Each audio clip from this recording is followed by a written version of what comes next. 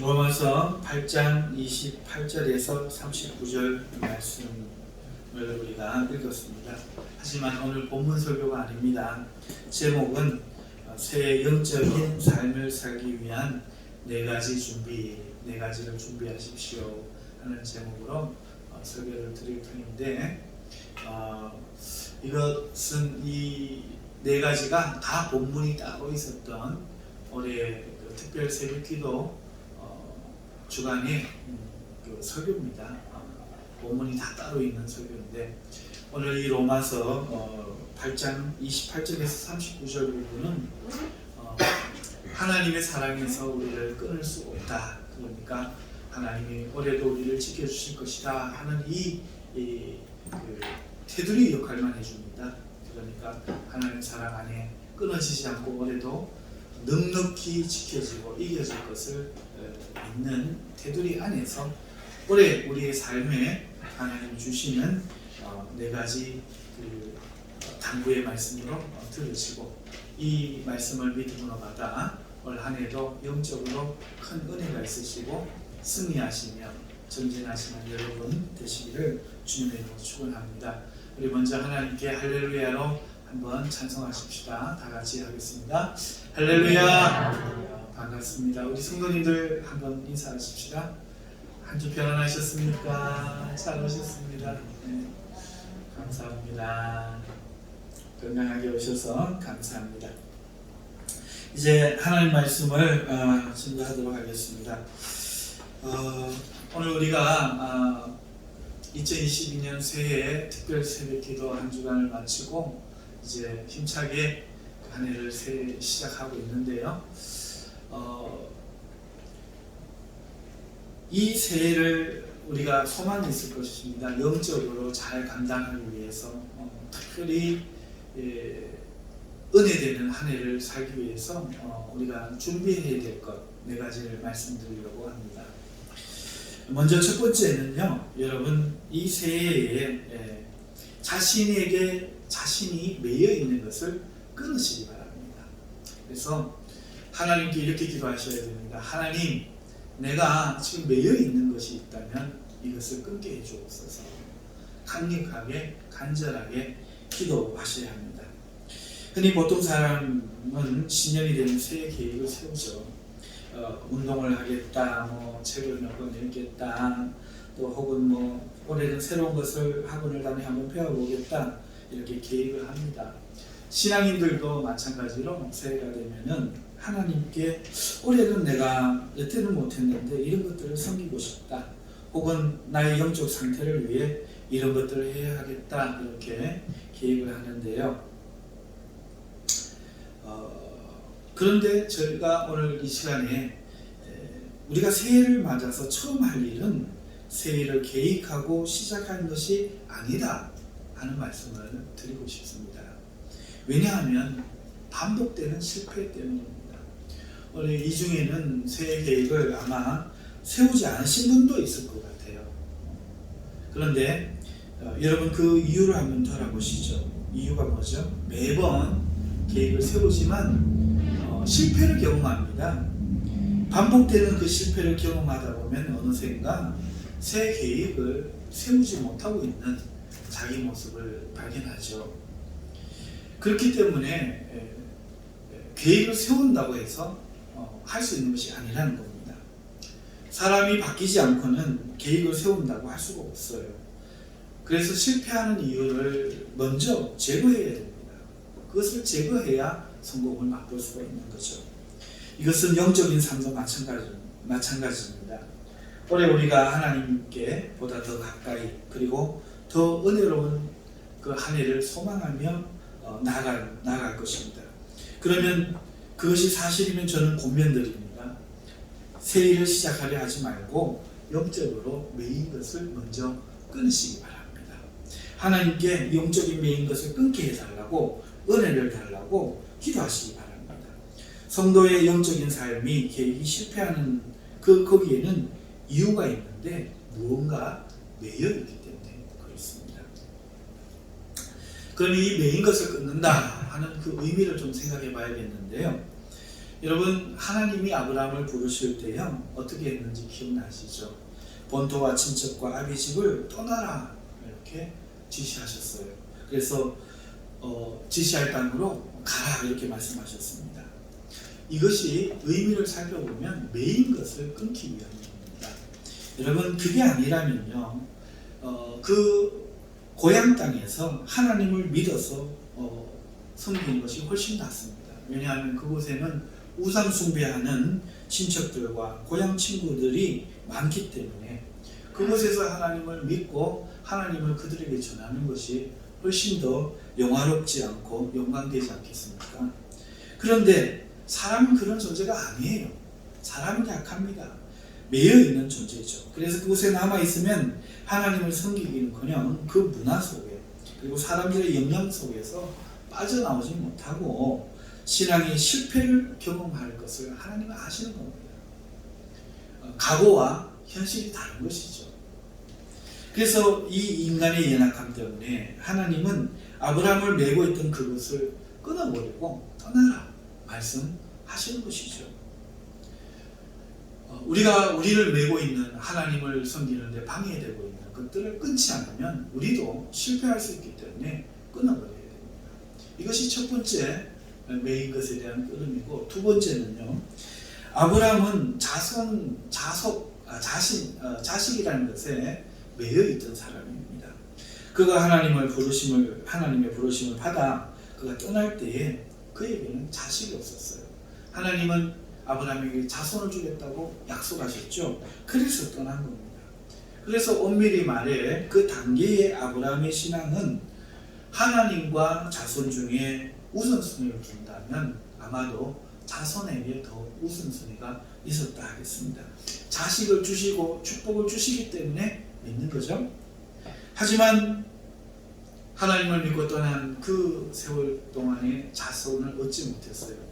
25년이라는 긴 세월과 여러 가지 그 험난한 일들을 겪으면서 아브라함은요 그 우선순위가 바뀌어 버립니다. 그리고 그 이삭을 바치라는 하나님 명령 앞에 하나님을 믿고 그 이삭을 바친 거예요. 그러니까 우선순위가 바뀌어 버렸죠. 그렇기 때문에 메인 것을 끊는다는 의미는 이렇게 하나님 앞에 하나님보다 우선되거나 더 소중한 것을 끊는다는 의미도 들어있는 겁니다. 아브라함이 이것을 끊어버렸을 때야 비로소 하나님은 이제 네가 나를 경외하는 줄 알았다 이렇게 인정하시는 거죠. 그래서 우리가 하나님과 가까이 하나님과 함께라는 이 슬로건을 가져요. 정말 사모하고 정말 원하는 일이죠. 하지만 아무리 해도 현실은 내 모습은 그렇지 못해요. 이유가 뭡니까? 맹모삼천지별처럼 우리에게 영향을 주는 환경이에요. 우리에게 우리가 매여 있는 그런 것들이에요. 그런 것들을 기도 가운데 찾으셔야 돼요. 성령님 조명해 주옵소서 하고, 이게 쉬운 일 아닙니다. 본토와 아비 친척을 떠나는 게 어떻게 쉬운 일이었겠습니까? 이거를 사람의 힘으로 못해요. 끊어야 됩니다. 강력하게 은혜로 끊어버려야 됩니다. 어떤 사람은 여러 가지 게임일 수도 있고 술일 수도 있고 사람과의 대화일 수도 있고, 그런데 이거 끊어야 됩니다. 그리고 이것을 끊는다고 해도 진정 경외하게 되는 일, 하나님과의 정말 그 친밀함을 이루는 일은 사실 어려워요. 교제는 가능합니다. 이걸 끊어버렸기 때문에 하나님과의 교제가 시작되지만, 그래도 정말 하나님을 경외하는 일은요 하나님보다 우선되는 것이 무엇인지를 발견해야 돼요. 아브라함에게는 이삭이었죠. 하나님 그걸 위해서 조카로 또 끊으셨죠. 오늘 우리의 삶에 보면 무엇이 됐든지 간에 하나님보다 우선됐거나 이것 때문에 하나님 부르는 게 있어요. 그것을 끊지 않고 하나님을 더 사랑하는 일, 더 친밀한 관계가 되는 일, 이건 대단히 어렵습니다. 그래서 다시 한번 말씀드립니다. 새해를 계획하시는 그 마음 선한 줄 압니다. 하지만 또 실패할 겁니다. 이번에는 성공하고 싶다. 그러면 은혜를 받아야 돼요. 하나님 앞에 은혜를 구하고 매여 있는 것들, 이걸 끊어버리고 하나님보다 더 사랑하는 것, 이거를 하나님 앞에 드려야 돼요. 이게 사람의 힘으로 안 되기 때문에 기도해야 됩니다. 하나님, 올 한해는 이렇게 되게 해주옵소서. 여기서부터 시작하게 해주시옵소서. 그래야 오늘 우리가 하나님 앞에 소망하는 일들이 이루어집니다. 사랑하는 성도 여러분, 올 한해 주님을 사랑하고 주님과 가까이 되는 한 해를 되기 원하신다면 매에 있는 것들을 끊으시고 주님보다 더 우선되는 것들을 주님께 드리는 시작을 가지시기를 주님의 이름으로 축원합니다. 두 번째, 여러분들께서 하셔야 될 일, 하나님과의 친밀한 교제를 위해 해야 될 일은 성령의 전신갑주를 입는 겁니다. 여러분, 아브라함이 고향을 떠난 것은 영적인 출발이에요. 그것이 육적인 삶에서 영적인 삶으로 출발하는 겁니다. 이 영적인 출발은요, 반드시 영적인 전쟁을 직면하게 됩니다. 그래서 성령의 전신갑주를 입어야 돼요. 아브라함이 길을 떠나서 가나안 땅에 도착했는데 그가 맞이한 상황은 약속의 땅의 풍성함이 아니었던 거예요. 오히려 굉장한 가뭄이었죠. 환란이었습니다. 그래서 믿음이 흔들려 버렸죠. 그가 맞이한 것은 영적인 시련이었던 겁니다. 믿음으로 갔는데 시련을 만난 거예요. 영적인 믿음으로 시작하면 하나님께 매인, 세상에 매인 것들 끊고 시작을 하는데 만나는 것은 시련이라는 거예요. 풍성한 약속이 아닙니다. 이걸 먼저 기억을 해야 돼요. 이 아브라함의 삶이 보여주는 것이 바로 성도가 겪는 영적 시련입니다. 그리고 그 뒤에는 어둠의 세력이 있죠. 그것을 주장하는 세력이 있습니다. 믿음을 가지고 하나님께 기도했어야 할 아브라함은 그 믿음을 준비하지 못했어요. 그래서 인간적인 생각으로 애굽으로 내려갔다가 큰 낭패를 당합니다. 우리 성도들이 그럽니다. 믿음으로 막 뭔가를 결단하고 정말 칭찬을 받고 박수 받을 만한 일을 시작을 해요. 끊죠. 그런데 곧 실패를 경험합니다. 왜? 의외의 상황, 예기치 않았던 환란을 만나기 때문이죠. 여러분, 하나님의 부르심을 받은 성도가 맞이하는 이런 영적인 대항은 마귀로부터 비롯되고 이것은 불변의 법칙입니다. 모든 성경에 나오는 성도들이 다 그랬어요. 예수님도 그랬습니다. 처음부터 영적인 대항에 직면하는 거죠. 이것은 법칙입니다.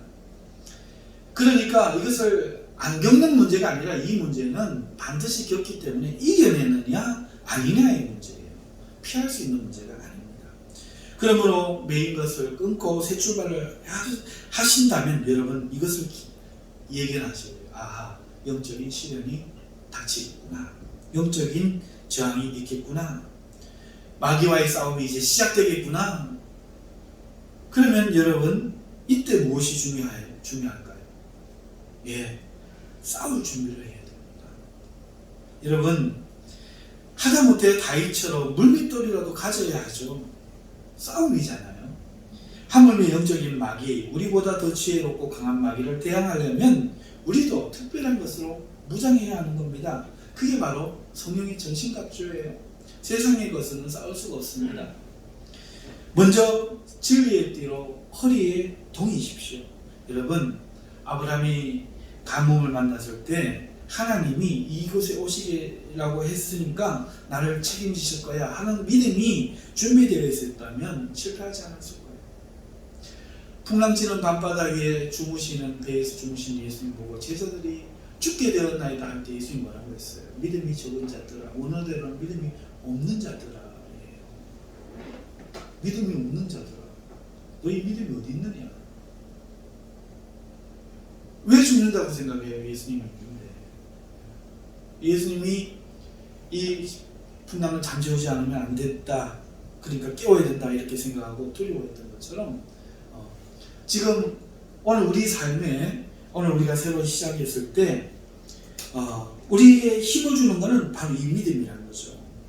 이 믿음으로, 이 진리로, 하나님 나를 돌보신다는 진리로 띠를 삼아갖고 내가 요지부동하지 않도록 먼저 불끈 잡아내는 거, 이게 대단히 중요해요. 그 시작입니다.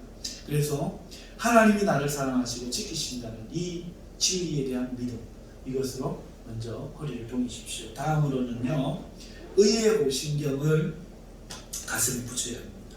여러분, 이 호신경은 다른 말로 그리스도입니다. 그리스도의 의를 자신의 가슴에 대서 보호하라는 거예요. 여러분, 성도는요 때로 죄를 지어요.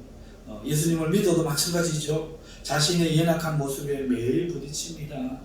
그때 마귀는요 그런 성도에게 너 같은 것이 뭔 성도냐, 네가 뭐냐, 나는 네 죄를 알고 네가 어떠한지 안다, 막 불화살을 쏘아대는 거예요. 여러분, 화살에 심장을 맞으면 죽어요. 장사도 어쩔 수 없어요.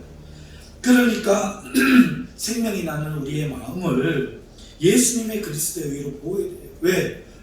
예수님의 의가 뭘 말해요? 너는 나 때문에 의로워졌다니.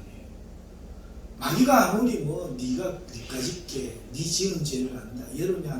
작년 여름에 네가 한 짓을 내가 안다. 많게 봐야 예수님이 나를 의롭다 하시다. 예수님이 의로 나온 거고. 이거를 우리의 마음에 붙여야 된다는 거죠. 그래서 반드시 필요한 겁니다. 다음으로는요, 복음의 평안의 신을 준비하셔야 돼요. 우리가 가는 이 신앙의 길은요 잘 닦여진 아스팔트가 아니에요. 결코 만만하지 않습니다. 좁고요, 구불구불하고요, 비포장도로에 가깝습니다. 여러분, 뾰족한 돌이며 여러 가지 가시는 굴들이 있을 수 있어요. 맨발로 그것을 헤치며 가기는 불가능합니다. 그러므로 튼튼한 가죽신을 삼아 신어야 돼요. 여러분, 복음은 우리에게서 시작된 것이 아니잖아요. 하나님의 죽음으로 시작한 하나님의 사랑이 그 복음입니다. 그러니까 이 복음이라는 신은 절대로 변하지도 않고 뚫리지도 않고 질긴 강한 신인 거예요. 그래서 평안에 준비된 신이에요. 우리를 평안하게 하는 것이죠.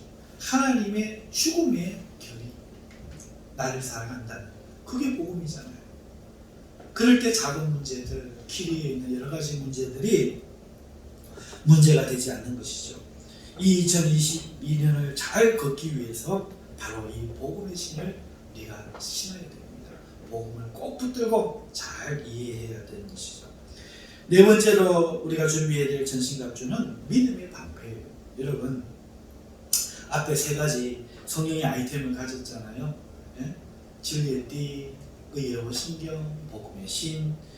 여기 신었지만 믿음의 방패가 꼭 필요해요. 왜냐하면 이때부터요 마귀가 숨어서요 급습을 해요. 화살을 쏘는데 숨어서 쏘는 거예요. 불화살들을 쏘는 거예요. 여러분, 우리가 늘 뛰어 방비하고 있다가 보고 재빠르게 피하면 좋겠지만 그건 현실적으로 매우 어려워요. 화살을 보는 순간 늦습니다. 그러니까 믿음의 방패가 필요한 거예요. 방패 뒤로 피하면 우리는 그 불화살을 막을 수가 있어요. 그게 믿음의 방패예요. 마귀가 이모저모 다양한 불화살을 성도의 삶에 쏩니다. 직장을 공격하고, 건강을 공격하고, 사람의 관계를 공격하고, 가정을 공격합니다. 이때 하나님이 나를 지키시리라는 믿음이 그걸 막아낼 수 있는 거예요. 이게 없으면 그거 인간의 힘으로 막 소리도 질러보고 막 병원도 찾아보고 온갖 것을 해봐야 아무런 소용이 없어요. 하나님 나를 지키신다는 믿음이 있으면 믿음이 다 튕겨나가는데 믿음이 없으면 온통 호신경 안 붙어있는 이 팔다리에 맞아가지고 유혈이 낭자해서 나중에는 거의 죽은 것처럼 되는 거죠. 여러분, 하나님은요 성도를 버리지 않아요. 절대로 버리지 않습니다. 이걸 믿어야 됩니다. 이 믿음의 방패를 꼭 가져야 됩니다. 여러분, 그런데 문제는 하나님 동작이 어떨 때는 거북이보다 느려요. 하나님의 시간이 때로 우리의 시간보다 많이 느려요. 나사로가 무덤에 들어가기 전에 요청한 대로 와서 구해주면 얼마나 좋아요. 그런데 들어가 사흘이나 지나가고 오셨단 말이에요. 요나가 고기 뱃속에 들어가기 전에 진작 만나서 좀 대화로 풀어서 설득시켜갖고 보내시면 얼마나 좋아요. 고기 뱃속에 들어간 지 사흘 만에 끝내시고 뒤에 이야기하시잖아요. 여러분, 우리가 끝났다고 하나님도 끝난 게 아니에요. 하나님의 시간은 우리 시간과 달라요. 하나님의 때가 있어요. 그러니 믿음이 필요해요. 반드시 구원하는 건 맞는데, 반드시 구원할 건 맞는데, 인간의 생각으로 가지고 있으면 못 기다리고 가룟 유다처럼 배신하는 거예요. 그러니 믿음의 방패를 가져야 돼요. 이 경우는 죄가 없었던 거지만 심지어 우리는 죄가 있잖아요. 그래서 죄 때문에 환난도 받아요. 여러분, 자기 고집과 잘못으로 환난을 당하는데 욥 경우에도 마찬가지로, 욥은 뭐 의롭다 이렇게 성경에 표현했으니까 우리가 의롭다고 보고 있죠. 하지만 예수 그리스도의 의를 입지 않는 모든 사람은 나면서부터 죄인이에요. 우리가 그걸 알면 욥께서가 보이는 거죠. 욥은 자신을 의롭게 여기고 있다가 환난을 당한 거예요. 친구들이 와서 아무리 그래도 난 죄 없다 이러는 거예요. 하나님이 내 괜히 공격하는 거다 이러는 거잖아요. 욥께서가. 그러니까 욥이 착각한 거예요. 내가 그런 의로 나를 지켜줄 거라고 생각을 한 거죠. 아니에요. 하나님이 이뻐 받아주시고 그 울타리를 둘러주신 거예요. 마귀의 말이 맞았어요. 근데 하나님은 그걸 받아주실 분이 아니죠. 하나님 만났더니 하나님은 딴 차원에서 모시는 거예요. 구름 위에서, 저 바다 밑에서 하나님이 모시는 거예요.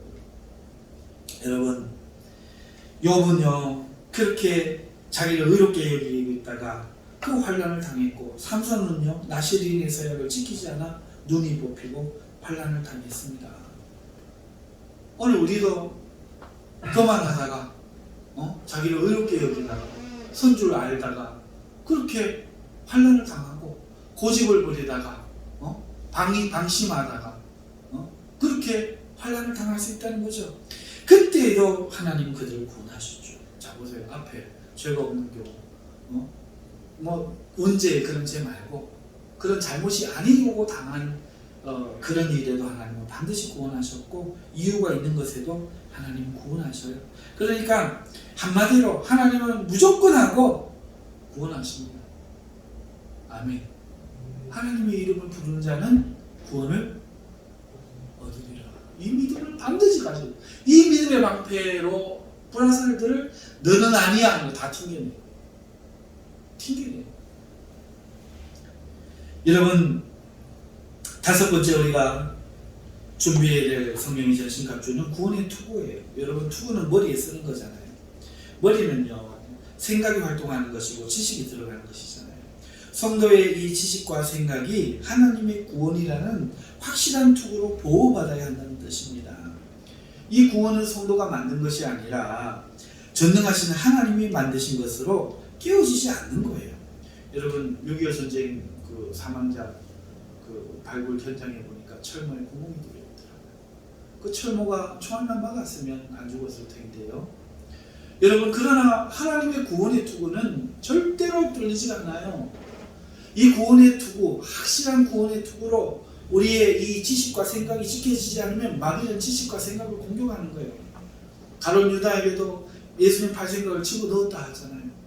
베드로에게도 하나님도 그것을 알게 하신 생각을 집어넣었고, 마귀도 좀 뒤에 예수님의 죽음을 반대하는 생각을 집어넣은 거예요. 성도에게도 마찬가지라는 거죠. 우리의 구원과 우리의 지식과 생각을 방해하는 것이죠. 그러니 구원의 투구로 우리의 생각과 지식을 보호해야 합니다.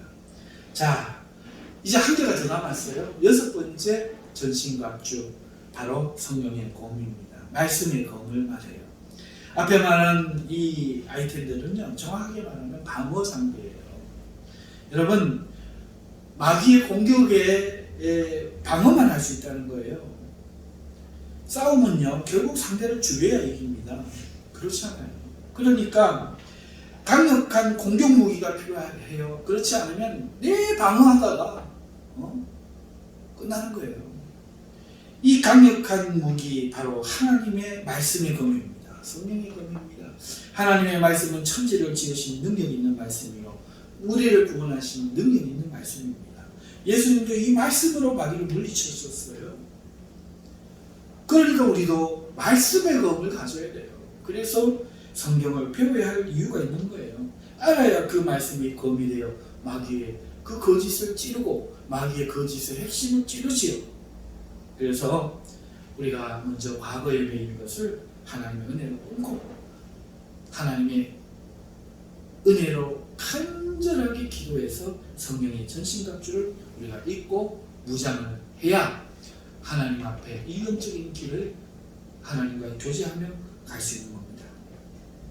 자, 그리고 이제 세 번째, 우리가 이 새해에 하나님과 더 가깝고 더 성공적인 신앙생활을 하기 위해서는 영적 체력을 준비해야 돼요. 영적 능력을 준비해야 됩니다. 내가 무장하고 새 출발을 했다고 해도 영적 전쟁에서 바로 승리하고 계속 승리하지 못합니다. 처음에는요, 그 시작한 처음에는 과거에 우리를 알던 마귀가 옛날에 우리를 생각하고 얕잡아 보고 덤비다가 소 뒷발에 채이는 격으로 성령의 검에 찔려 퇴폐할 수 있어요. 하지만 마귀는요, 지능적인 영물이고 무리를 이루고 있습니다. 결코 그것으로 끝나 물러나지 않아요. 예수님 제자들에게서 그것이 보여요. 예수님 제자들도 그 70인 전도 파송을 받았을 때 그걸 경험했어요. 병들을 고치고요. 전 복음을 전하는데 병들을 고치고 귀신이 막 쫓겨나는 걸 보고 놀랐습니다. 대단히 들떴습니다. 그래서 돌아와서 주님 앞에 신나게 자랑했죠. 하지만 바로 이어지는 다음 장면이 변화산이에요. 그 변화산 밑에서 그들은 철저하게 실패합니다. 귀신 들린 아이, 간질병 들린 그 아이를 아무도 못 고친 거예요. 기도도 하고 막 노력했겠죠. 우리가 전에 했는데 하고 했겠죠. 안 되고 실패하고 있었던 거예요. 근데 예수님은 간단하게 말 한마디로 쫓아내셔요. 제자들이 예수님 왜 우리가 안 됐어요? 묻습니다. 예수님은 기도 외에는 이런 능력이 나감이 없다 말씀해 주셨죠. 그러니까 그때는 예수님이 기도해서 능력을 주셨던 거예요. 이들이 나가니 이들에게 하나님의 능력이 함께해 주옵소서. 귀신을 물리치고 귀신을 쫓아내고 제어할 권세를 주시고 병을 고칠 수 있는 능력을 주시옵소서. 주님이 기도해 주셨으니까 됐죠. 그런데 그것이 계속 될 줄 알고 변화산 밑에 있던 제자들을 시도했지만 되지 않았던 거죠. 우리가 앞에 말씀드린 것처럼요, 전신갑주로 무장을 하고 영적인 싸움을 지속적으로 계속하기 위해서는 체력이 필요해요. 이 영적인 체력을 그러면 어떻게 키웁니까? 그게 기도예요. 기도. 예수님 가르쳐 주신 대로 기도입니다. 기도는 쉬운 일이 아니에요. 많은 마귀의 방해를 받아요. 이걸 다 물리쳐야 돼요. 육체의 소욕들을 이겨내야 돼요. 잡생각도 나고 기도하기가 쉬운 일이 아닙니다. 그 과정이 대단히 어렵습니다. 이 과정을 돌파하는 가운데 영적인 체력이 길러져요. 길러집니다. 여러분, 그리고 이 육의 것들을 뚫고 마귀의 방해를 뚫고 전화기도 끄고 아무리 급한 우선순위 일도 끊고 기도에 성공하게 됐을 때 영적인 눈이 열려요. 그러면 비로소 그때 성령으로 영적인 상황들이 주변 상황이 판단되어집니다. 내가 어떤 처지에 지금 처했는지, 지금 문제가 무엇인지, 어떻게 해야 될지 알게 돼요. 어떤 싸움을 싸울지 깨닫게 됩니다. 그럴 때 그 과정에서 성령님으로부터 싸울 수 있는 은사들이 주어집니다. 즉 능력이 공급되는 거죠. 그렇기 때문에 내가 과거를 하나님 은혜로 끊고 매인 것들을 끊고 하나님과 우선되는 것을 버렸다고 할지라도 오늘 내가 성령의 전신갑주로 무장을 했다고 할지라도 영적 체력과 능력을 기도로 반드시 구비해야 돼요. 이거 바로 싸울 게 아니라 그때부터 영의 능력을 준비하기 위하여 기도의 자리에 들어가야 된다. 기도의 능력을 준비하신 여러분 되시기 바랍니다. 이제 마지막으로 네 번째 준비할 거는요, 전술이에요. 전술. 여러분, 매여있던 것도 끊었고 방어와 공격 준비, 장비도 준비가 되었고 영적 체력도 준비되었다면은 이제 어떻게 싸울 건가 하는 전술이 필요합니다. 여러분, 최고의 전술하면 뭐가 생각나세요? 최고의 전술은요, 자기를 알고 적을 아는 겁니다. 상대가 무엇을 잘하고 또 무엇이 약한지, 나는 무엇이 강하고 무엇이 약한지를 바르게 알 때 싸움에서 상대에게 우위를 점할 수 있는 거예요. 그러면요, 우리가 내 전술과 마귀 전술을 같이 알아야 되는 거예요. 마귀가 잘하는 것, 늘 즐겨하는 것이 무엇일까? 이걸 캐치를 해야 되는데 많이 있겠지만 몇 가지가 있습니다만은 그 중에 최고의 것을 제가 먼저 오늘 시간 관계를 하나만 말씀을 드리려고 합니다. 바로 마귀의 전술은요, 항상 그래왔던 것처럼 우리의 약점을 공격하는 거예요. 여러분, 이게 그의 최고의 전략입니다. 이건 정말 마귀지만 쥐에 있고 쥐에 있는 그런 생각이에요. 상대의 강한 것에 도전하면요, 그만큼 힘이 들어요. 상대의 약한 것을 공격해야 이기기가 쉽습니다. 그러면 마귀가 늘 공격하는 우리의 약점, 그게 뭘까? 그것은 에덴 동산의 것을 공격해요. 그만큼 오래되고 고질적이라는 거죠.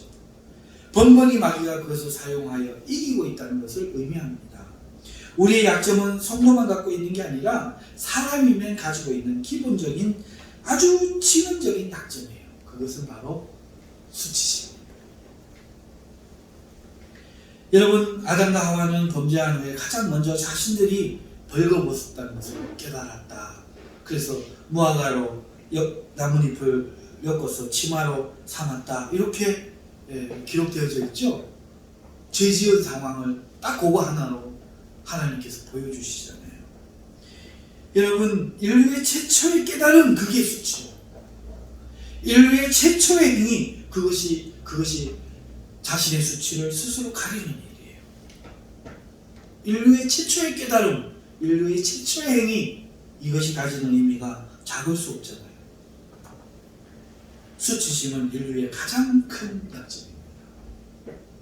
세상에서 가장 성공적인 삶이 이 수치심과 연결되어 있어요. 성공적인 삶의 본질, 우리 세상이 말하는 성공적인 삶의 본질은요, 수치심을 얼마나 잘 가졌느냐. 다시 말해서 아담이 그랬듯이 학력, 스펙, 직장, 돈, 재산, 이런 무화과 나뭇잎으로 자기를 잘 가릴수록 성공이라고 여기는 거예요. 안 그래요? 수치심과 관련되어 있는 거예요. 삶의 본질이. 그걸 가리기 위해 사는 거예요. 아담과 하와만 그런 게 아니라 모든 사람이 스스로 자기의 수치를 가리기 위해 지금도 발버둥 치고 있는 게 영적 현실이고, 그게 우리의 약점이라는 거예요. 부끄럽지 않고 당당한 인생이라 생각하는 그 무화과 나뭇잎들, 그것은 수치와 관계되어 있어요.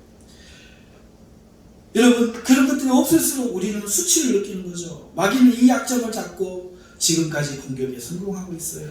여러분, 사람의 관계도 그래요. 한번 생각해 보세요. 친구라도요, 수치심을 느끼면 끝이 나요. 오래 못 가요. 부모 자식도 마찬가지입니다. 자녀가 가장 많이 받는 상처는 친구 아이와 비교하여 주는 수치심이에요.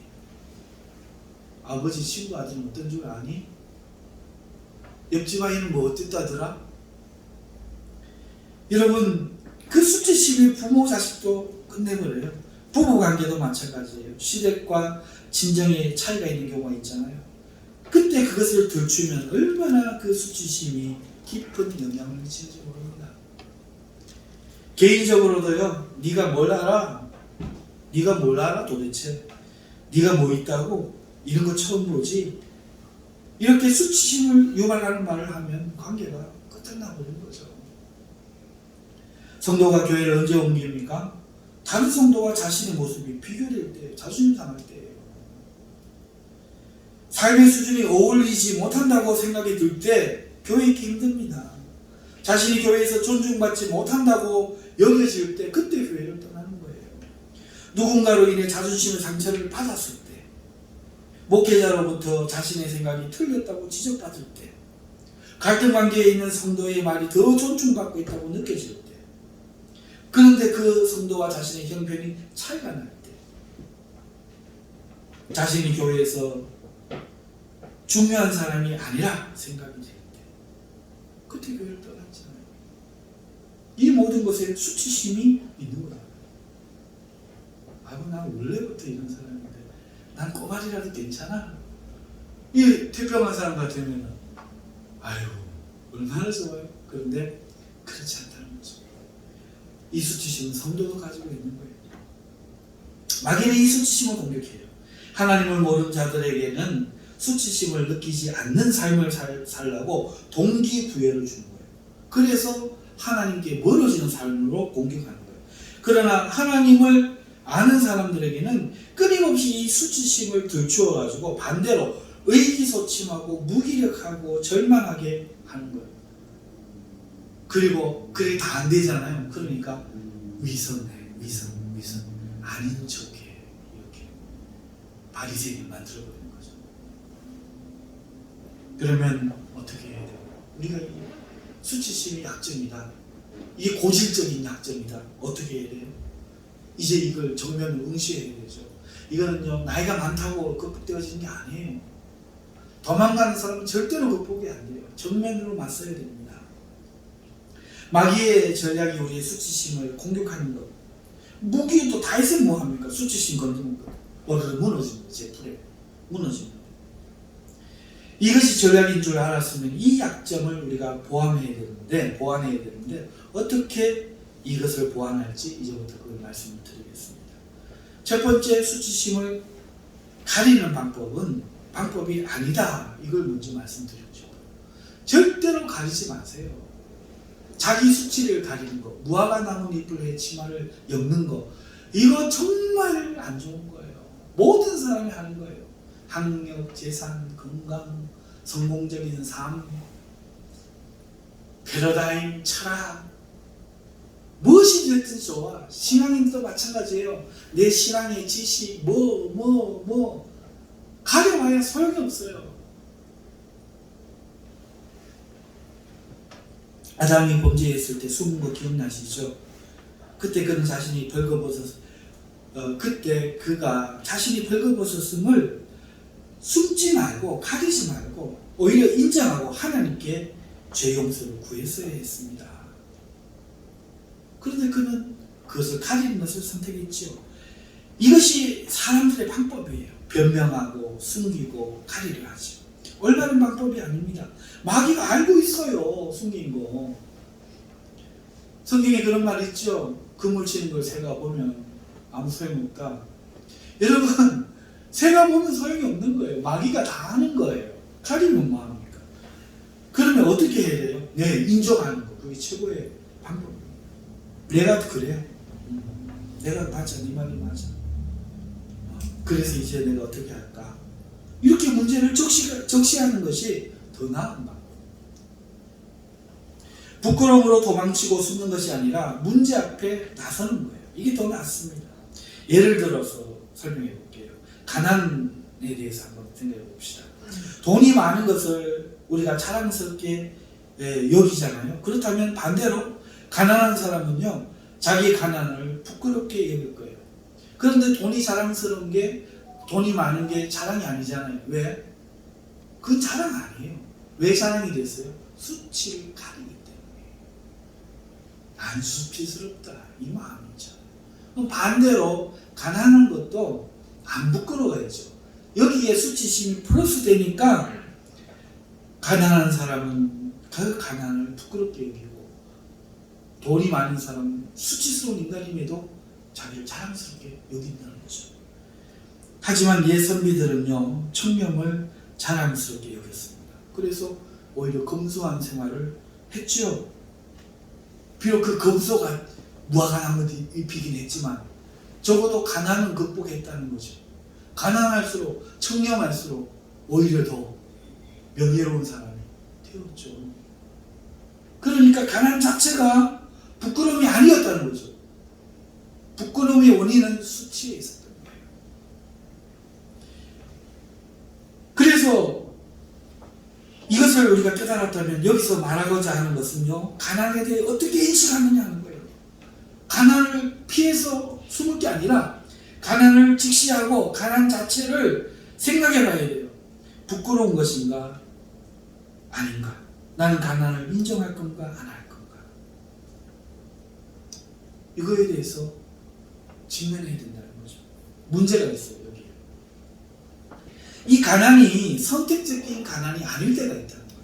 내가 선택해서 가난하면 자랑스럽지. 그런데 선택이 아니라 자신의 무능과 노력하지 않음으로 인한 가난일 때 이게 잘 안 된다는 거예요. 전자는 부끄럽지 않지만 후자는 부끄럽지요. 그러니 어떻게 해야 돼요? 이때도 솔직해져야 해요. 응? 이때도 솔직해져야 돼요. 만일 부자이고 싶은데 가난합니까? 그러면 돈을 벌기 위해 노력해야 돼요. 돈을 벌 방법을 찾아야 돼요. 하나님께 기도해야 돼요. 하나님은 재물의 축도 주십니다. 하지만 그래도 잘 안 될 때가 있잖아요. 그렇게 해보지도 않고 포기하면서 가난을 부끄러워하는 것은 그게 자체가 부끄러운 거죠. 하지만 그럴 때 내가 노력을 하고 열심히 했는데도 하나님께 기도하는데도 하나님이 부는 주시지 않을 때 그때 그 가난에 대해서 내가 어떻게 할 건가 생각해요. 그 가난 앞에 당당해지는 방법입니다. 노력해도 가난한 사람의 입장에서 그런 경우가 틀림없이 있을 거예요. 아니 많아요. 그때 생각해 보세요. 모든 나무가 백향목은 아니잖아요. 누구는 소나무, 누구는 사철나무예요. 자신이 부를 포기해서는 아닌데 자기는 재물복은 그렇게 없다 싶으면 자신의 운명을 받아들여요. 아, 이 복은 없는 것 같다. 인정하고 부끄러워하지 마세요. 작은 것이지만 오히려 작은 것을 감사하세요. 감사하며 소중히 여기며 그것들을 소중하게 여기며 사는 겁니다. 남에 비해서 부끄럽게 작은 차 타고 다닌다고 큰 차 입고 왔다고 쫄려갖고 길 비켜주지 말고 내 건데 내 소중한 둘도 없는 차인데 소중하게 먹는 겁니다. 작은 거지만 사랑하는 가족과 함께 감사하며 먹는 겁니다. 그렇지 않고 이게 부끄럽다면 내게 없던 것을 욕심냈기 때문이에요. 나를 부끄러워했기 때문에 그런 거예요. 나는 가장하지만 남의 것 바라지 않아. 이제는 절대로 바라지 않겠다. 공연히 남의 것 부러워하지 않겠다. 내 거 부끄러워하지 않겠다. 내 거 부끄러워해 기죽는 바보는 되지 않겠다. 그래 가난하다 어쩌란 말인가. 너는 네 거 먹고 살아요. 나는 내 거 먹고 살겠다. 그리고 이것이라도 가치를 아는 사람들과 나누며 살겠다. 작지만 남을 돕고 살겠다. 그러시면 되는 거예요. 핵심은 인정하는 겁니다. 도망가는 건 안 돼요. 가리는 건 안 돼요. 그보다 그것이 더 나은 방법이에요. 숨기고 피하고 가리는 것은 더 나은 방법이 아니라 약점이 되는 거예요. 마귀한테 언젠가는 공격당하는 거예요. 두 번째, 우리의 이 수치심에 대한 방법은 하나님께 나아가는 거예요. 첫 번째는 정면 응시하고 이걸 받아들이는 거고요. 두 번째는 하나님께 나아가는 겁니다. 아담은 무화과 나뭇잎으로 치마를 삼았지만 하나님은 그런 아담에게 동물 가죽으로 치마를 해 입히셨어요. 하나님은 우리의 수치를 드러내신 분이 아니에요. 오히려 우리 수치를 가려주신 분이죠. 그것을 모르고 아담은 하나님의 낯을 피해 나무 사이에 숨었던 겁니다. 하나님은 우리의 죄의 수치도 예수님의 의로 가려주시는 거예요. 그 가죽 치마의 의미가 그거예요. 그러니 숨기지 말아야 돼요. 하나님 앞에 기죽지 말아야 돼요. 우리의 수치심을 가지고 오히려 하나님께 나아가야 돼요. 이 방법이 최고의 나은 방법입니다. 내가 수치심을 극복한다는 때 하나님 이게 수치스러워요 하고 가지고 나아가는 거예요. 하나님은 결코 책망하고 조롱하고 비난하지 않습니다. 오히려 가려주십니다. 아멘. 사람들 앞에 세상 앞에 내 수치 가리면 안 돼요. 덮으면 안 돼요. 인정하세요. 그리고 하나님 앞에 그걸 가지고 가세요. 하나님이 가려주십니다. 오늘 우리의 수치심을 공격해서 하나님 앞에 하나님의 사랑이 우리 이르지 못하게 하잖아요. 선도의 모습 중에 많잖아요. 기도 받은 기도도 많이 못하는 게 이러면 자신감 없어서 기도 못하잖아요. 헌금도 많이 못하는 게 1년에 가도 전도도 못하는 게 네 삶을 봐라 이러고 공격하면 하나님 앞에 죄지은 사람이 되잖아요. 마귀가 공격하는 거란 말이에요. 약점을. 그러니까 친밀한 삶이 안 되는 거죠. 여러분, 이게 마귀의 전략 전술이에요. 그렇기 때문에 하나님 앞에는 자기의 부끄러움을 오히려 당당하게 가지고 나가요. 자신이 죄인으로 드러남을 부끄러워하지 마십시오. 숨기지 마십시오. 그래서 성경에 보면 서로 죄를 고백하고, 초대교회에 서로 죄를 고백했어요. 왜요? 거기에 하나님의 능력이 있는 거예요. 우리 평양대공운동도 장로님의 그 죄의 고백으로부터 시작했잖아요. 거기에 하나님의 능력이 있는 거예요. 여러분, 그러지 않고 하나님께 나가지 않고 유대인들처럼 자기 죄를 숨기기 위해서 정결 예식과 율법으로 치마를 삼아 가리면 끝장나는 거예요. 그때부터 끝장나는 거예요. 여러분, 말씀을 맺겠습니다. 새해 첫 주간에 우리 교회에 주신 하나님 말씀을 제가 선포합니다. 첫째, 매인 것을 끊으십시오. 하나님의 은혜로 이 매인 것을 끊기 위해 기도하십시오. 하나님 앞에 섬에 방해되는 것이 그 무엇이든지, 비록 고향과 친구와 부모를 할지라도 그걸 끊으십시오. 그래야 새 출발이 있습니다. 하나님보다 우선되거나 하나님과의 사이에서 갈등되는 것이 있으면 그거 버리십시오. 그래야 진정으로 하나님을 경외한다고 인정받고 하나님과의 친밀함이 이루어집니다. 둘째, 성령의 전신갑주를 입으십시오. 셋째, 기도로 능력을 받으시고 영적 체력을 준비하십시오. 넷째, 약점에 대비하십시오. 수치심은 마귀가 가장 흔히 쓰고 잘 쓰는 공격 전술입니다. 우리가 솔직하여 자기 약점을 인정하고 부끄러워하지 않으며 하나님께 우리의 약점을 가져갈 때 마귀는 공격의 목표를 잃어버리고 당황하는 거예요. 그때 우리는 부끄러움 없는 모습으로 당당하게 성령의 검을 들고 전진하면 됩니다. 실제 싸움은 그나마 대장 되신 예수님이 다 하실 테지만, 그러니까 패하지 않아요. 승리만이 있는 겁니다. 이 네 가지 준비를 잘 하시는 우리 성도님들 되시기를 주님의 이름으로 축원합니다.